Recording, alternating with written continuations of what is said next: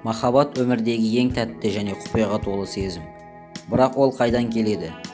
Кейбіреулер оны жаратушы тарапынан берілген сенім деп санаса, басқалары бар болғаны нәпсі ойыны деп біледі.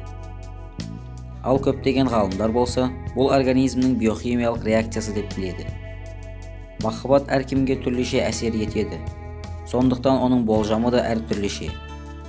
Бүгінгі бейнемізде сіздерге махаббат туралы 10 факт туралы айтатын боламыз.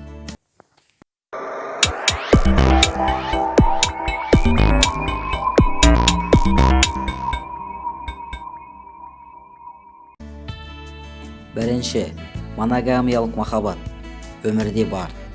Кейбір психолог ғалымдардың айтуы бойынша, адамзат табиғатынан полигамик болып жаратылған деседі. Алайда өмірде моногамиялық, яғни тек бір жұп болып өмір сүретіндер бар екендігін көруге болады.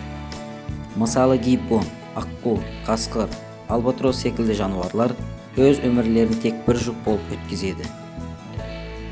Екінші, махаббаттың туындауы.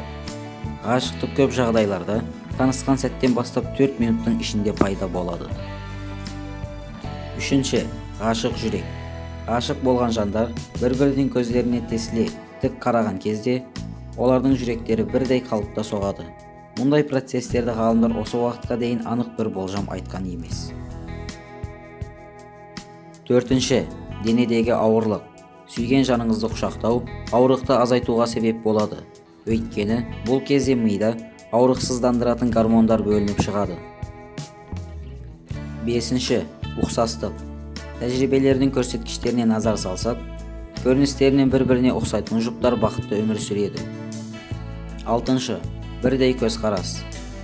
Көзқарастар бірдей жұптардың қарым-қатынастары өте жеңіл бастау алады, алайда ол ұзаққа созылмайды.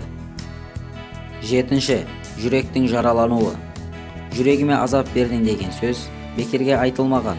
Бұл қайғы, қасірет секілді ауруларды организмде жүрекке қажетті заттарды жасап шығарудың азаюы барысында жүрекке ауырлық пайда болады.